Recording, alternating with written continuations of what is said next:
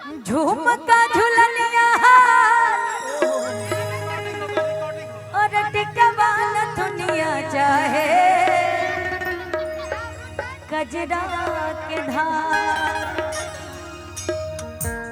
अतहरे मुस्कान हमर सोरा हो सिंगार राजा सोरा हो सिंगार झुमका झुलनिया टिकवा दुनिया चाहे कजरा के धार झुमका झुलनिया टिकवा दुनिया चाहे कजरा के धार हरे मुस्कान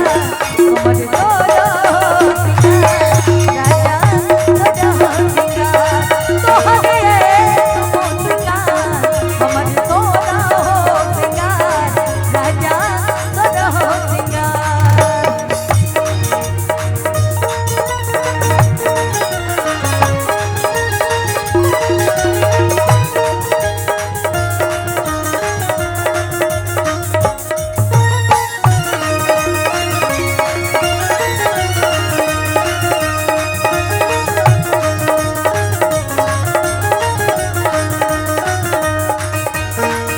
तोहरे मुस्कान हमर सोरा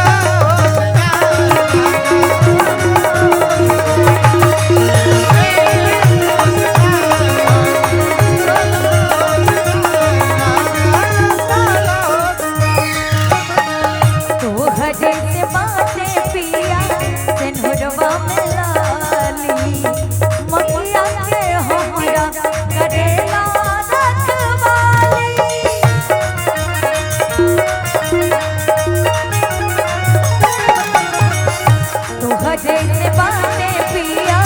सिंदूरवा में लाली मांगिया के हमरा करेला रखवाली हमर कर धनिया चाहे सज पे सजनिया राजा सब बतोहार हमर कर धनिया चाहे सज पे सजनिया राजा सब बतोहार तोहरे हमर सोरा हो राजा सोरा हो सिंगार तोहरे मुस्कान हमर सोरा हो सिंगार राजा सोरा हो सिंगार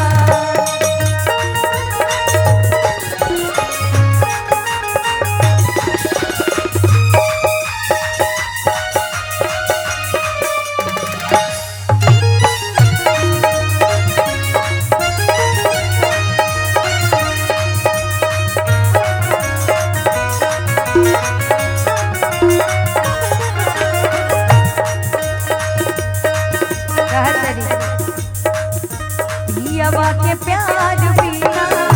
सब कुछ अधूरा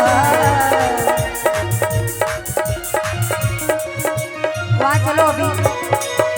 पियवा के प्यार बिना सब कुछ अधूरा सनहिया से सकला से होई जाला पूरा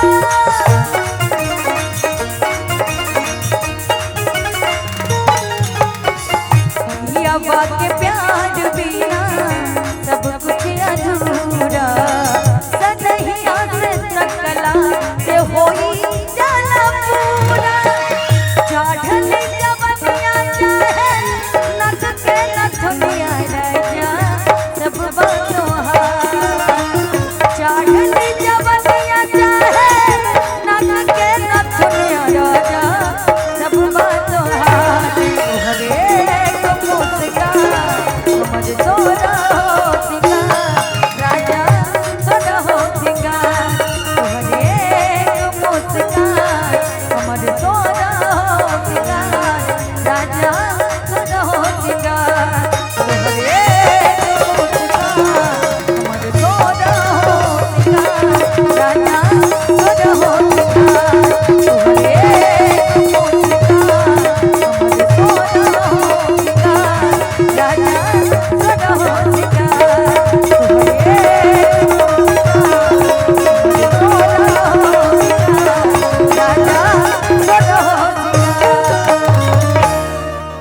फिर से न आए किसी मोहब्बत में किसी दीवानों की जुदाई। मंच पर तहलका मचा रही है ज्योति सिंह माही। हो सज काहिले खटिया जाड़ा लगे, सज काहिले खटिया जाड़ा लगे, जाड़े में बलमा प्यारा लगे। ठंडी में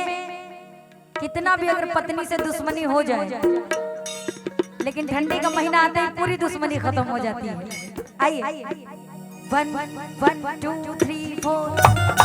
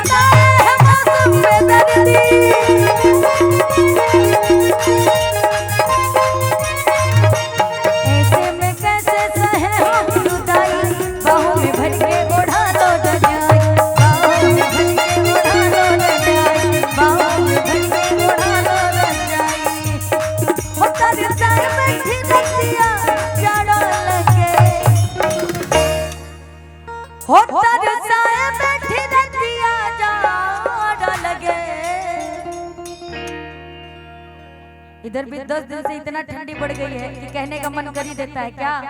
हो सदका ही ले, सदका ही ले,